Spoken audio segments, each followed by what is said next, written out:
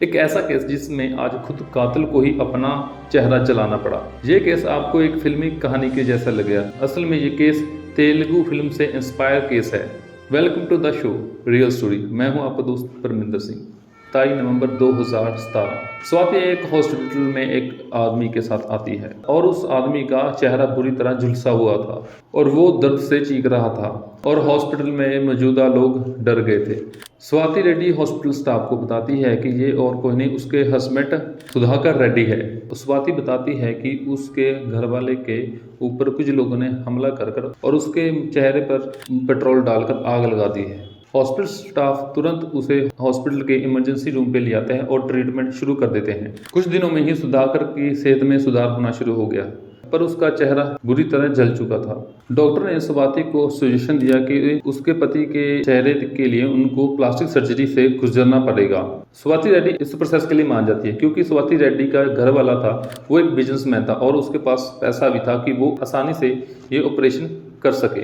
स्वाति रेड्डी ने इस बात को अपने परिवार से साथ और सुधाकर के परिवार के साथ मेंबरों को बताया। सुधाकर की माँ और उसका भाई सुरेंद्र भी हॉस्पिटल में आ जाते हैं। सुधाकर की फैमिली मेंबर आकर देखते हैं कि सुधाकर के चेहरे के ऊपर पूरी तरह से पट्टियों से बांधा गया है और वो बोलने की कोशिश करता है लेकिन वो बोल नहीं पाता क्योंकि उसके आग लगने की वजह से उसका गला भी अफेक्ट हो चुका था, जिस वजह से वो साफ नहीं बोल पा रहा था। जैसे जैसे दिन बीते सुधाकर की सेहत में भी सुधार होना शुरू हो गया और डॉक्टरों ने उसकी फैमिली मेंबर को ये सलाह दी कि उसको सिर्फ लिक्विड खाना ही दें। और यहीं से कहानी में इंटरेस्टिंग मोड़ आता है। सुधाकर को मटन सूप बहुत ही ज़्यादा पसंद था और उसके लिए उसकी माँ खुद अपने हाथ से मटन सूप घर से बनाकर लेकर आती है। लेकिन हैरानी की बात यह है कि सुधाकर ने उस सूप को पीने से ही मना कर दिया। सुधाकर की माँ ने भी बहुत ज़्यादा कहा कि सूप पी ले और उसके भाई सुरेंद्र ने भी बहुत ज़्यादा जोर लगाया कि इंसिस्ट किया उसे कि सूप पी ले और ये तेरा फेवरेट भी है। लेकिन सुधाकर इस बात से अड़ा रहा कि वो सूप नहीं पिएगा। ऐसे वक्त में इंसान सबसे पहले अपनी फेवरेट चीज़ खाने की बात करता है या खाना पसंद करता है। लेकिन यही बात उसके भाई सुरेंद्र को खटकने लगी कि उसका भाई कहता ये सबसे फेवरेट मटन सूप है और वो पी क्यों नहीं रहा, बट उसने ये बात किसी को नहीं बताई। सुधाकर का चेहरा 30% के करीब जल चुका था और उसकी सेहत में भी काफ़ी ज़्यादा सुधार हो चुका था। सुधाकर के भाई ने ये एक बात नोटिस की कि उसके भाई का चलने फिरने और उठने बैठने का सारा ढंग बदल चुका है, मानो ऐसे कि उसके चेहरे के साथ साथ उसकी पूरी पर्सनैलिटी ही चेंज हो गई हो। ये सब चीज़ें देखने के बाद सुधाकर का शक इतना गहरा गया कि वो बगैर किसी को बताए पुलिस स्टेशन में चला जाता है। पुलिस स्टेशन में जाकर सुधाकर बताता है कि उसके भाई के साथ क्या हुआ और उसकी वाइफ ने अभी तक कोई भी पुलिस कंप्लेंट लॉन्च नहीं की। सुधाकर पुलिस वालों को यह भी बताता है कि उसके भाई ने मटन सूप पीने से इनकार कर दिया जबकि वो उसका पसंदीदा सूप है। पुलिस के लिए ये सभी बातें बहुत अजीब थी क्योंकि उन्हें ये नहीं समझ में आ रहा था कि सुरेंद्र कहना क्या चाहता है। कुछ भी खाने पीने से मना कर देना कोई भी क्राइम नहीं होता। तो फिर सुरेंद्र ने अपने दिल में बैठे हुए उस शक को पुलिस के सामने ज़ाहिर किया, जिसके बाद पुलिस भी खुद हैरान हो गई। सुरेंद्र ने पुलिस को बताया कि उसे शक है कि जो हॉस्पिटल में व्यक्ति है वो उसका भाई सुधाकर नहीं बल्कि कोई और शख्स है। पुलिस के पास ये आया हुआ सबसे अजीब केस था और इसके लिए पुलिस वालों ने अपनी तरफ से एक स्पेशल इन्वेस्टिगेटर को हायर किया और वो व्यक्ति सुधाकर है या नहीं उसका सिर्फ एक ही तरीका था पता लगाने का कि उसके फिंगरप्रिंट चेक किए जाएं। पुलिस ने बड़ी चालाकी से उस व्यक्ति के फिंगरप्रिंट्स ले लिए और पुलिस ने सुधाकर के आधार कार्ड से लेकर पैन कार्ड तक सभी दस्तावेजों के साथ उसके फिंगरप्रिंट मैच करने शुरू कर दिए और कुछ दिन बाद रिजल्ट आ जाता है और रिजल्ट आता है mismatch. Fingerprints are mismatch. Hospital में जिस व्यक्ति का वो इतने दिनों से ध्यान रख रहे थे वो एक्चुअल में सुधाकर है ही नहीं।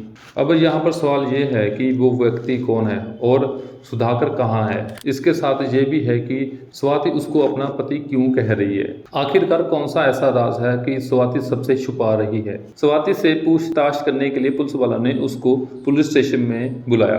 पुलिस वाले ये जानना चाहते थे कि सुधाकर के ऊपर हमला होने से लेकर हॉस्पिटल एडमिट कराने तक क्या क्या हुआ।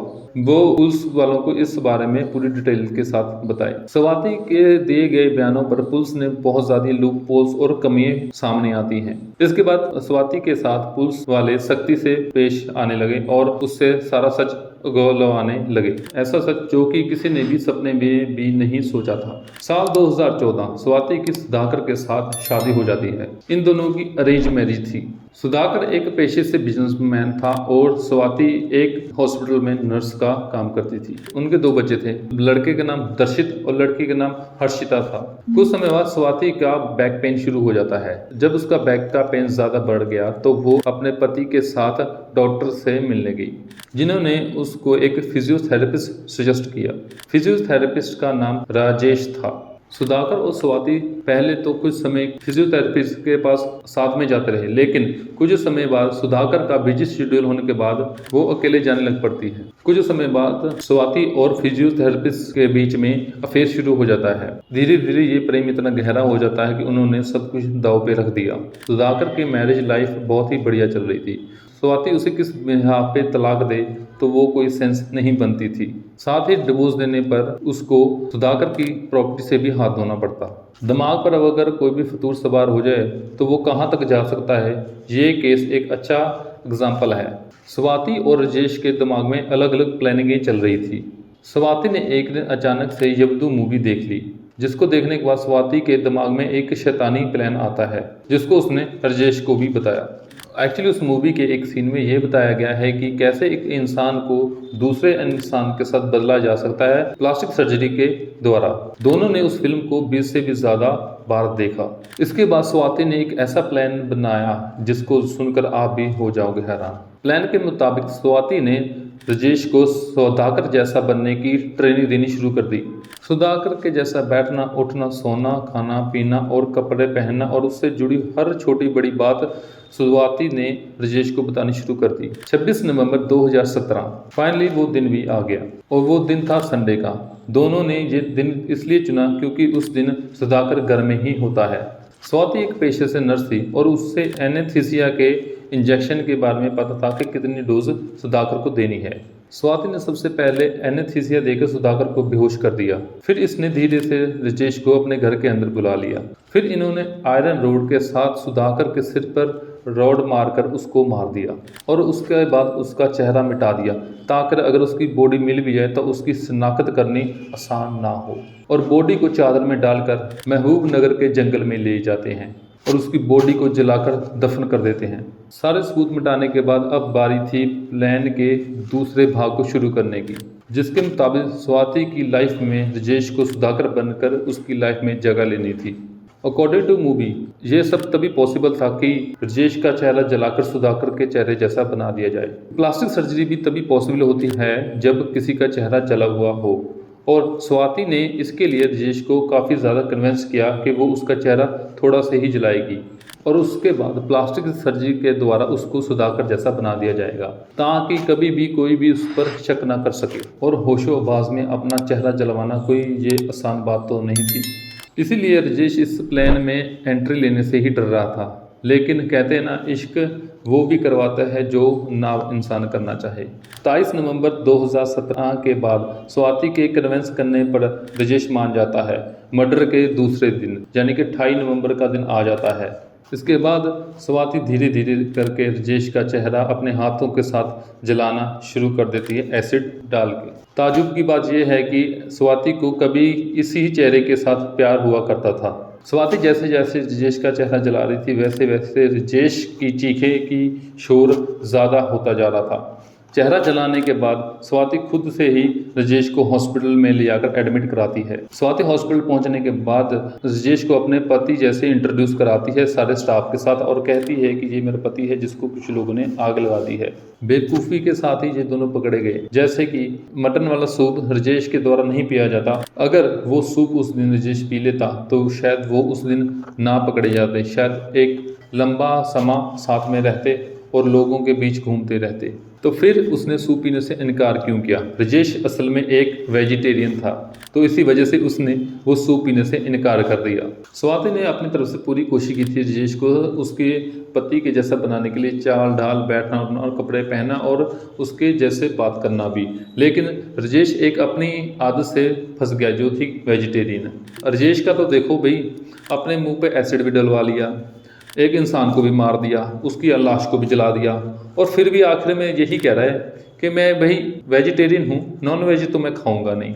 इसके बाद पुलिस ने इन दोनों को अरेस्ट कर लिया और जहाँ पर इन दोनों ने सुधाकर की लाश को दफनाया था वहाँ से उन्होंने लाश की भी रिकवरी कर ली थी। लेकिन इन लोगों ने एक मूवी देखकर ये तो सोच लिया कि उसकी एक फेस के साथ प्लास्टिक सर्जरी कर सुधाकर की जगह पे ब्रजेश को बिठा देंगे, लेकिन इनको ये नहीं पता है कि इंसान के साथ अकेली उसकी शक्ल नहीं जुड़ी होती, उसका बैठना उठना, उसका एक फ्रेंड सर्कल होता है, सोशल सर्कल होता है, उसका बिजनेस का दायरा होता है, उसका डेली का एक रूटीन सर्कल होता है और उसके काफ़ी ज़्यादा फैमिली मेम्बर्स होते हैं जिसके साथ उसने अलग अलग बातें शेयर की होती हैं।